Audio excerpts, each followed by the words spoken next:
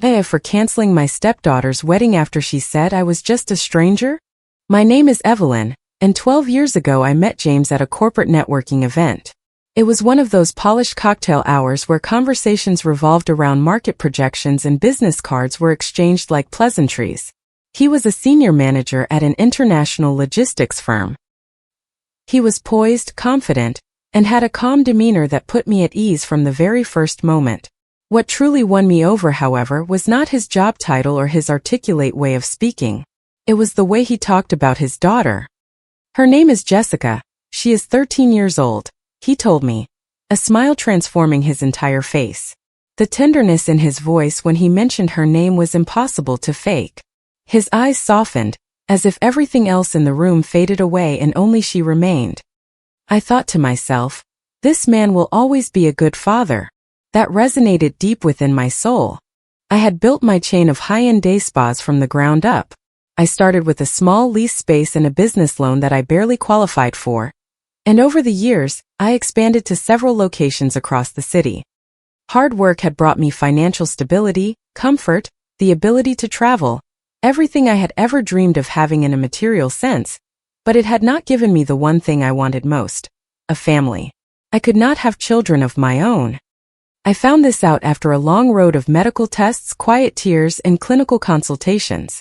I learned to live with that reality, or at least I thought I had. But meeting James and subsequently Jessica felt like a second chance life was offering me, in an unconventional but real way. I thought that maybe, just maybe, I could still build a home. 6 months after that event, we were married. Everything moved faster than I would have imagined, but it felt right. As if all the pieces were finally falling into place. James and Jessica moved into my house, a home I had purchased with years of my own hard work. The income disparity between us was significant. I earned several times what he did. This was never an issue for me. I was not with James for his money. On the contrary, I always knew I would be the primary contributor in that area. For me, love had nothing to do with the numbers in a bank account. What mattered was finally having what I had always longed for. A husband to love and a daughter to care for, even if she was not mine by birth. I repeated it to myself over and over. Now I finally have a family. That was enough for me. When Jessica turned 16, I decided to buy her first car. I chose a safe, reliable model, nothing flashy, but perfect for a new driver. I took her to the dealership without telling her my plan. When the salesman handed her the keys and she realized what was happening, she stood frozen for a few seconds. Then she threw her arms around me in a tight hug. Her eyes were filled with tears. "Is this really mine?" she asked, her voice barely a whisper. "It is all yours, Jessica," I told her, smiling. "Just promise me you will take good care of it, and always drive responsibly." "Thank you, Evelyn, you are the best," she said, a mix of sobbing and laughing. That day, I felt that every ounce of effort had been worth it. 2 years later, the college acceptance letters began to arrive. Jessica was a bundle of nerves and excitement. She opened the envelopes at the dining room table with trembling hands. She was accepted into her top choice. It was not an Ivy League school, but a very reputable private university known for its strong programs and great career opportunities. When she read the acceptance letter for the program she wanted, I watched her jump for joy around the living room. I didn't hesitate for a second. "I can pay for your tuition," I told her. She looked at me surprised, as if she wasn't sure she had heard me correctly. "Seriously, Jessica, let me take care of it. I want to do this for you," I insisted, and I kept my word. I paid for her 4 years of college without asking for anything in return. Those first few years were wonderful. We were happy, or at least that is how it felt to me. I had everything I had ever wanted. A loving husband, a stepdaughter who seemed to appreciate me, and a home filled with laughter. Jessica even stayed with us after she graduated from college. She told me she wanted to save money while she got her career started. "It is just for a little while, Evelyn," she explained. "Just until I save up a bit and can get my own place." Seemed perfectly reasonable to me. And I will not lie, a part of me was happy she was staying a little longer. I always believed that a full house is a living house. I liked the feeling of it being alive. I will never forget one particular spring afternoon. Jessica came home practically skipping, with a smile that lit up her entire face. She had been dating Kevin for 2 years. I knew him well. A good guy, a software engineer, hardworking and always respectful to me. From the beginning, he treated her like a princess. I thought he was a great match for her. That afternoon, as soon as she walked through the door, she held up her left hand. A diamond ring on her finger caught the afternoon light streaming into the living room. "Dad, Evelyn, he proposed," she exclaimed, nearly bouncing with excitement. "We are getting married." James immediately got up and hugged her, a mixture of laughter and tears. I just stood there, smiling like a fool, my heart overflowing. It was exactly the kind of family moment I had always dreamed of being a part of. I felt that all the hardships of my past had finally been left behind. I thought, it was all worth it. That night, Kevin came over for dinner.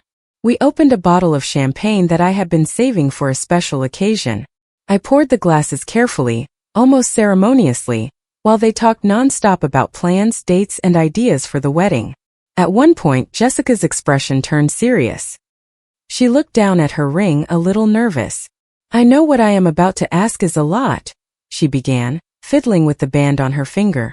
"But we have been looking at venues and vendors, and everything is so much more expensive than we ever imagined. What is the estimate you are looking at?" I asked, pulling out my phone to do a quick mental check of my finances. "With everything included, it would be about $50,000, she murmured. She said it almost in a whisper.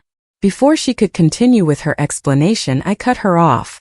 "It is okay," I said, smiling. "Tomorrow, I will open a dedicated account for all the wedding expenses, and you will have full access to it." The look of relief and pure joy on her face made every single dollar seem like a small price to pay. "Really, Evelyn?" she shrieked. "Oh my God, thank you so much." She launched herself into my arms with such force that we nearly knocked over the champagne glasses. I hugged her back, remembering the 13-year-old girl who had let me into her life with so few reservations. In my mind, she was still, in some ways, that little girl. I wanted her day to be perfect. I wanted to see her happy.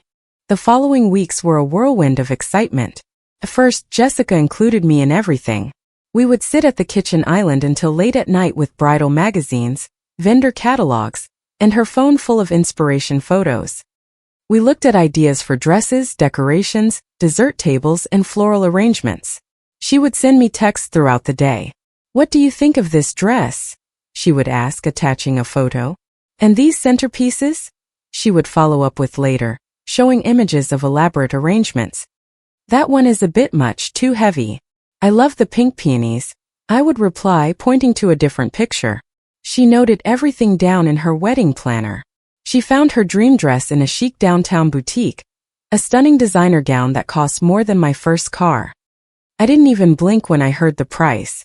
The sparkle in her eyes as she tried it on was worth it all. Seeing her look at herself in the mirror was all the confirmation I needed. The venue she chose was a historic hotel in the city center, complete with marble floors, crystal chandeliers, and grand ballrooms. It was an incredibly elegant setting. In my head, I mentally filed it away as the perfect place for a memorable night. On the contracts, it was listed as the Royal Imperial Hotel. It sounded magnificent. The menu she selected featured fine dining dishes that would impress any food critic. I transferred the funds just as I had promised, and Jessica dove headfirst into the planning. At first, she kept me updated on every little bit of progress, but after about 2 months, something shifted. It was subtle. Her texts became shorter, her explanations more vague. Instead of staying up late to talk, she would eat quickly and then retreat to her room or leave for Kevin's apartment. "How is everything going with the planning?" I would ask, trying to sound casual. "Good," she would say, without looking up from her phone. "Everything is on track." When I tried to ask for more details, her answers were evasive. "Just finalizing some things," she would say. "Don't worry, I have it under control." I started to feel gradually pushed to the side. I told myself I shouldn't take it so personally. Planning a wedding is stressful, I reasoned with myself. Maybe she just needed some space to make her own decisions. I remembered what it was like to be young and want to prove you could handle everything yourself. I tried to be understanding. One night, as we were getting ready for bed, James noticed my quiet mood. "Are you okay?" he asked, sitting on the edge of the bed. You have seemed worried for the past few days. I am probably just overthinking things, I replied, forcing a smile. It is just that Jessica feels different to me lately, more distant. She is just overwhelmed with the wedding, that is all, he said, kissing my forehead. There are 1,000 details to manage. It is normal for her to be stressed. Try not to worry about it, he added, adjusting his pillow. I nodded and tried to let it go, but a nagging feeling wouldn't leave me alone. I felt a constant sense of unease, as if small cracks were forming in the bubble of happiness we had lived in for so many years.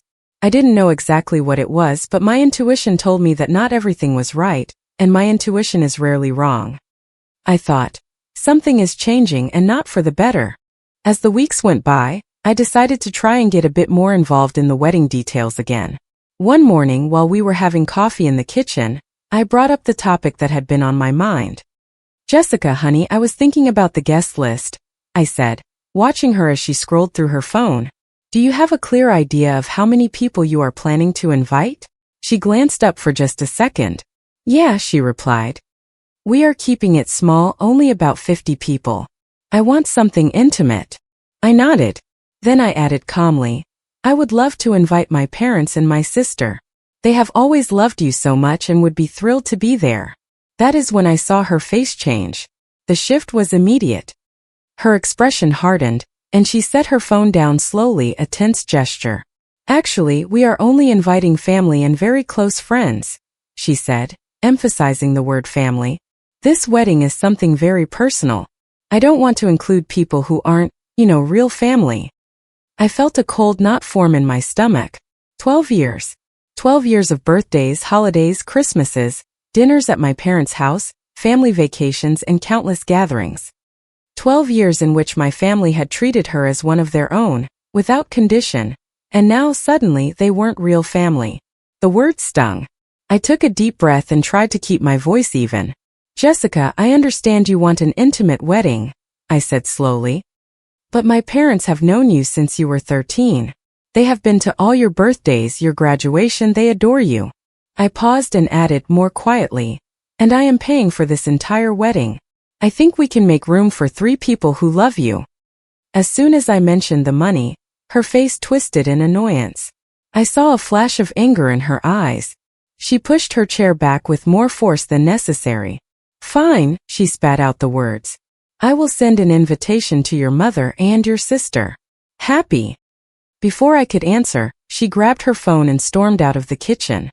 A minute later, I heard the front door slam shut. I sat there staring at my coffee mug, my gaze fixed on the wall without really seeing it. That was not the reaction I expected from the person I considered my daughter. That scene remained seared in my mind. That night, James came into our bedroom with an expression I recognized all too well. It was the face he made when he knew a difficult conversation was coming. We need to talk about what happened with Jessica today, he started, sitting on the edge of the bed. Okay, I said, closing the book I was reading. What happened now? She called me crying, he said with a serious look. She told me you were really harsh with her about the guest list. She said she felt attacked. She is staying at Kevin's place tonight because she is so upset. I looked at him in disbelief. Me harsh? James, she told me my family wasn't welcome at her wedding, I replied. A wedding that I am paying for entirely.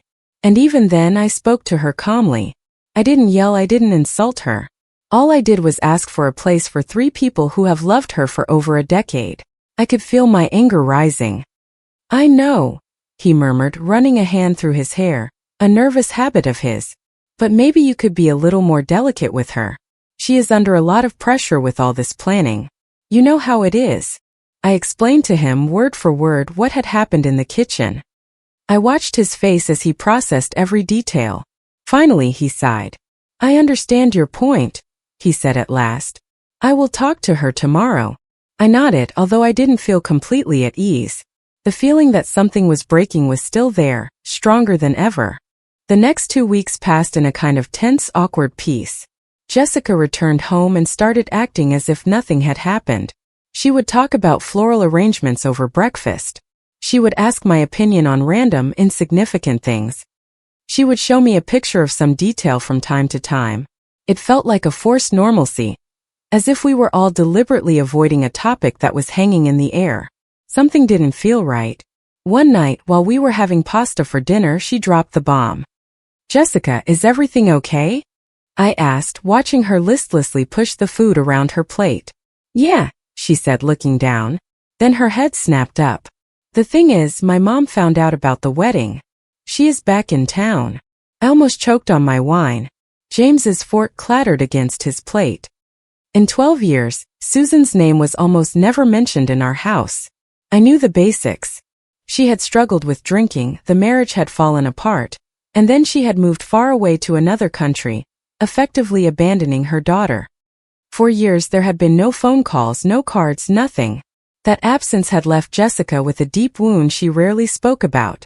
"She wants to be involved in the preparations," Jessica continued, a strange gleam in her eyes. "In fact, I invited her to have dinner here this weekend." My hand tightened around my wine glass. This was my house, the home I had bought, where I had built a life for the three of us. The absolute least she could have done was ask me before inviting someone over, especially someone with Susan's history. I thought about saying something about reminding her of that very basic courtesy, but I also remembered the fight over the guest list. I didn't want to start another war. James remained silent, suddenly very focused on his plate, true to his habit of avoiding confrontation at all costs. His silence gave me the answer I needed, even if I didn't like it. Susan was coming whether we approved or not. I decided not to make a scene, at least not then. So that weekend I spent hours preparing a perfect dinner. I made herb-crusted rack of lamb, roasted root vegetables, and a loaf of homemade bread. I don't know why I felt the need for everything to be flawless, or why I cared about impressing a woman who had abandoned her own daughter. Perhaps it was a way of proving to myself that I did things right, or perhaps on some level I still wanted to be accepted. Susan arrived exactly 30 minutes late. She was tall and blonde like Jessica, but with sharper features and a way of looking at her surroundings that felt like an evaluation. As she walked in, her eyes scanned the entire house, lingering on the paintings, the furniture, the view from the windows. I recognized that look. It was not one of admiration. "What a large house," she finally said, her emphasis on the word large making it sound less like a compliment. I smiled politely, the perfect hostess. I invited her to sit, poured the drinks, and brought the food to the table.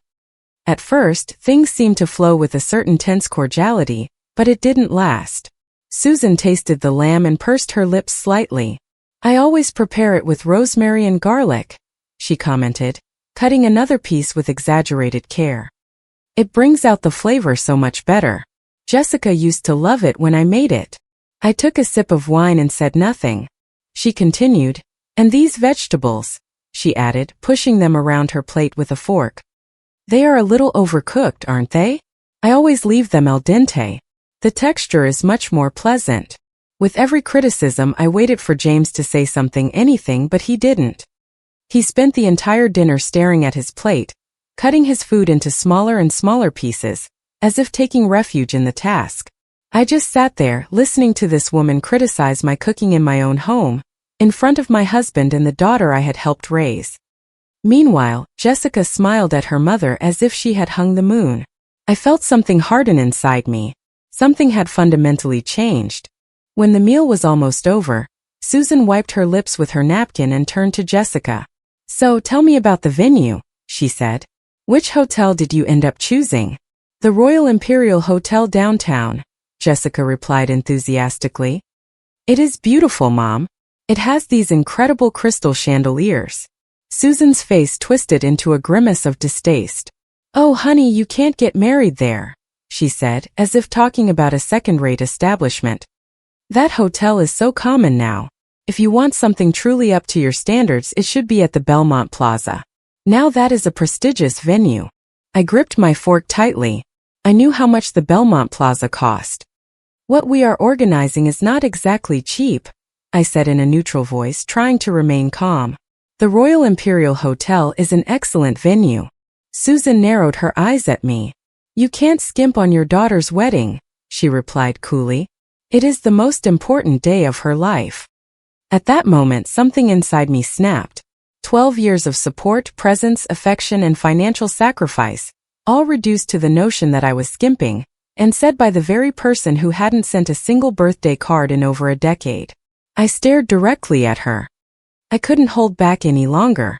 "If you are so concerned about the venue," I said, my voice steady, "you are more than welcome to pay for the Belmont Plaza yourself. Since I am covering the $50,000 for this wedding, I think the Royal Imperial Hotel will do just fine." The silence that followed was heavy and thick. You could hear the ticking of the wall clock.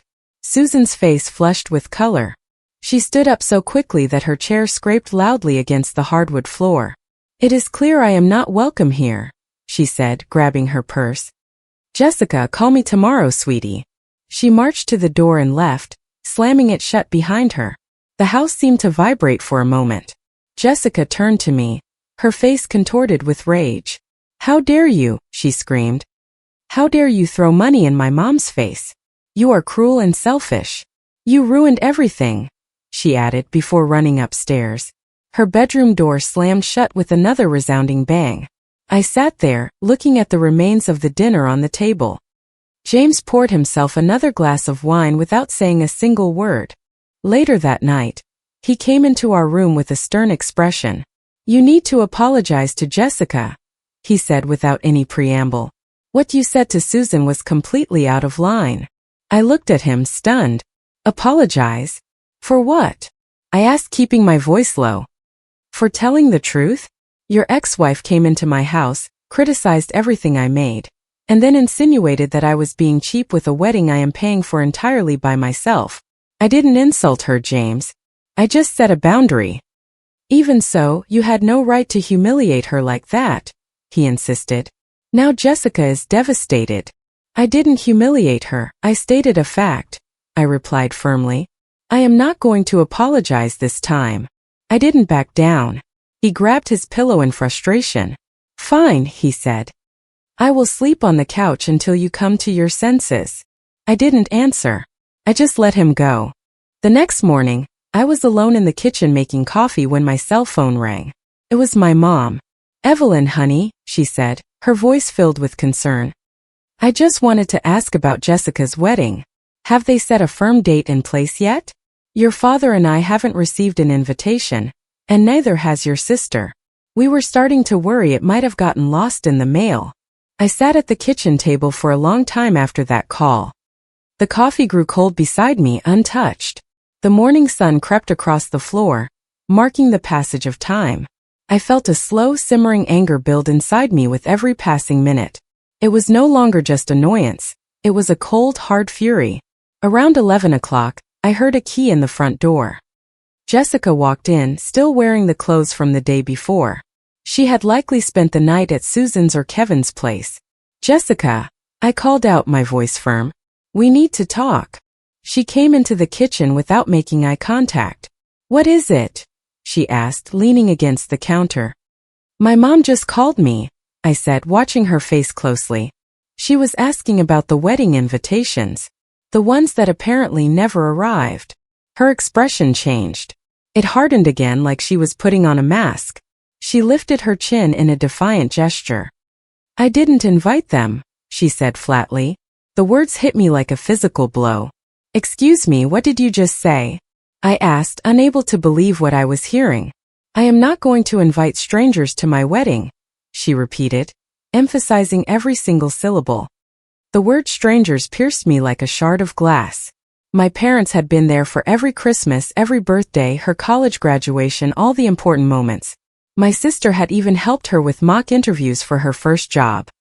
"That is wrong, Jessica," I said, struggling to maintain my composure. "And it is cruel. Those people have loved and supported you for years." She let out a short, bitter laugh that I had never heard from her before. "You want to talk about cruel?" she shot back. "After what you did to my mom last night?" Her eyes blazed with anger. "You know what?" she added, her voice dripping with venom. "I don't want you to come to my wedding either." Time seemed to stop. The kitchen fell silent, except for the low hum of the refrigerator. I felt the entire world condense into that single moment. Everything stood still. I took a very deep breath. I wanted to understand perfectly, not to react on impulse. I want to make sure I heard you correctly, I said slowly and deliberately. You do not want me, the person who is paying for your entire wedding, to attend. That is right, she replied, tilting her chin up even higher. A strange sense of calm washed over me. All the hurt and anger from the past few weeks suddenly clicked into place. I smiled, a small, knowing smile that seemed to unnerve her. Okay, I said in a light, even tone. I will not go to your wedding. I didn't say another word. I turned around, walked up to my home office, closed the door, and turned on my computer. My hands weren't shaking. I sat down in my chair, straightened my back, and logged into my online banking portal. In a few clicks, I removed Jessica's access to the wedding fund. The entire process took less than a minute. Then I called Robert, the wedding planner. Hello, Robert. This is Evelyn Hayes, I said when he answered. I need you to cancel all the services for Jessica's wedding. Excuse me, he replied, clearly confused. Has something happened? Is everything all right? No, it is not all right, I answered honestly. But it will be. Please cancel everything and process the refunds back to my account. My next call was to the Royal Imperial Hotel. The events manager was polite but firm. They couldn't refund the deposit for the catering and beverages that had already been ordered. I lost a few $1,000s. At that moment it didn't hurt. It seemed like a fair price for the clarity I had just gained. That night the house was quiet. James was still sleeping in the living room. I heard him shifting on the couch as I got ready for bed. As I lay down alone in our large bed, I realized something profound. I didn't feel sad and I didn't feel defeated. I felt liberated. The next morning I got ready calmly. I put on my favorite blue silk blouse and a pair of pearl earrings, a sort of discreet armor for what I knew would be a difficult day. When I came downstairs to the kitchen, the storm erupted instantly. Jessica and James were sitting there waiting for me. As soon as I entered, Jessica shot up from her chair. What did you do? She screamed, her face flushed with rage. How dare you cancel my wedding? How dare you block my access to the account? She continued, tears beginning to stream down her face. That money was for my wedding. I poured my coffee peacefully without rushing. I am not going to fund a wedding to which I am not invited, I said, taking a sip. You can't do that, she insisted, her voice rising even higher. You ruined everything. The venue, the flowers, the dress, it is all gone. She dropped her hands to her sides, trembling with fury. Yes, I can do that, I replied calmly. And I already did. If you care so much about the wedding, you can ask for the money from the people you actually want to have there. Her face crumpled. She burst into heaving sobs and ran out of the kitchen toward the stairs. I heard her furious footsteps thundering up the staircase, followed by the slam of her bedroom door. James stood up slowly, his face dark with anger. Fix this, he said in a low, harsh voice. Call the planner and the hotel right now. Reopen the account. Put everything back the way it was. He paused for effect. Or I am filing for divorce. The threat hung in the air between us. 12 years of marriage reduced to that single sentence. I looked at him. I really looked at him, as if I were seeing him for the first time, and I wondered how I had never noticed this side of him before. Okay, I replied without raising my voice. File for divorce. I don't have a problem with that. The color drained from his face. He was clearly not expecting that response. Evelyn, don't talk like that. You are not being reasonable, he stammered. I am being completely serious, I said. And since this house is mine, I want you and Jessica out by tomorrow. His anger deflated like a popped balloon. Look, he tried, his tone shifting to something more conciliatory. I reacted badly. I admit it. We need to talk this through, think about it properly. I have already thought it through, I interrupted him. I am tired of living with people who do not respect me. I am tired of trying to buy affection with a checkbook. The rest of the day was a blur of slamming doors and muffled arguments from upstairs. No one spoke to me about the wedding again. I focused on my work, reviewing some business papers. Inside I was at peace. At exactly 7 o'clock that evening, James and Jessica appeared in the foyer with their suitcases packed. I watched them from the hallway. Jessica's eyes were puffy and red from crying. "I never thought you could be so cruel," she spat, looking at me with pure contempt. A small laugh escaped my lips. It was brief, disbelieving, and perhaps a little cruel. "Cruel," I repeated. "I paid for your clothes, your car, your college education. I gave you a roof over your head, treated you like my own daughter, and I was willing to spend $50,000 on your wedding. And you feel entitled to treat me like garbage and still take my money?" She stared at me, silent. She had no answer. James looked down at the floor. I closed the front door behind them with a soft click, a sound much quieter than all the door slamming of the past few days. I stood alone in the foyer of my house. I listened to the silence. It felt different without them, lighter, as if an invisible weight had finally been lifted. I spent the first few days reorganizing the space. I gradually reclaimed the rooms that had slowly filled up with Jessica's belongings over the years. It was almost therapeutic, like cleaning out an old wound and finally allowing it to heal. I folded clothes, packed away boxes, and removed objects that no longer had a place in my life. The process helped me more than I could have imagined. It gave me back a sense of control. A few days later, while I was enjoying a glass of wine on my patio, I received a message on social media. It was from Kevin's mother. "I hope you realize what you have done," the message read. "Because of you, this wedding could be completely ruined. How can you be so ruthless?" I read it slowly. I didn't reply right away. I took my time thinking about each word. Finally, I typed my response. "I am not ruthless. I just grew tired of being disrespected. I will not pay for a wedding that I am not even invited to. If you are so worried about the wedding moving forward, you are more than welcome to pay for it yourself." She read the message. She never responded. I imagined her being just as surprised as James was by the fact that I was no longer willing to quietly accept their terms. It is funny how people react when you stop playing the game by their rules. Completely baffles them. The next day I called my lawyer. She was the same attorney who had helped me draft my prenuptial agreement 12 years ago. Now she would help me enforce it. The divorce papers were ready within a few weeks. The process was straightforward. The agreement protected both of us, but more importantly, it protected the assets I had built long before the marriage. James had no claim to my house, my spas, or my personal accounts. I sometimes wonder if he ever actually read that document when he signed it all those years ago.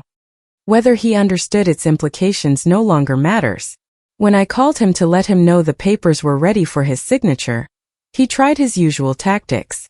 "Evelyn, please," he said in that soft voice that used to melt my heart. "We can start over, we can fix this. I promise you things will be different." I hung up the phone. The next day he came by to pick up the documents. He looked older, more tired, as if the weight of the last few months had finally caught up to him. "Jessica hasn't stopped crying," he said, standing in my doorway. "The wedding is going to be at the courthouse now. No reception, no flowers, no expensive dress. Just a simple ceremony." I shrugged. "That is no longer my problem," I replied. "How can you be so cold?" he asked. "I am not cold, James. I just learned that some things are not my responsibility." He took the papers and left. I watched him get into the car that I had helped him buy. I watched him drive away, and I felt no sense of nostalgia. What I felt was closure. The divorce was finalized a few months later. The prenuptial agreement made everything quick and clean. There were no more arguments. Sometimes people ask me if I know how Jessica's wedding turned out. If she wore the dress she had picked, if Susan was there, if it was the perfect day she had always imagined. The truth is, I don't know. I blocked all of them on social media, changed my phone number, and moved on with my life. What I do know is this, and I am crystal clear on it: you cannot buy love, at least not the real kind. Nor can you buy respect, gratitude, or loyalty. I spent 12 years trying to build a family with my checkbook, and in the end all I got was a front row seat to watch that family choose someone else over me. But endings are also new beginnings. My house is quiet now, and my businesses are thriving. In the mornings when I sit in my garden with a cup of coffee and watch the sun rise over my plants, I do not feel lonely. I feel at peace. Feel free. Comment. Thank you for spending your time with me today and listening to this emotional journey. Sometimes the hardest lesson we have to learn in life is that true love and respect cannot be bought. We often pour our whole hearts into the people we care about and hope they will do the same in return. However, walking away from situations where your kindness is taken for granted is actually an act of deep self-care. Setting healthy boundaries does not make you a bad person. It simply means you value your own peace of mind enough to protect your inner light. Healing begins the moment you decide to stop forcing connections that only bring you pain. You always have the right to choose a quiet and stable environment over constant emotional turmoil. I hope you always remember your own worth and never settle for anything less than genuine respect. If you liked it, don't forget to leave a comment and support the channel by subscribing. See you in the upcoming stories.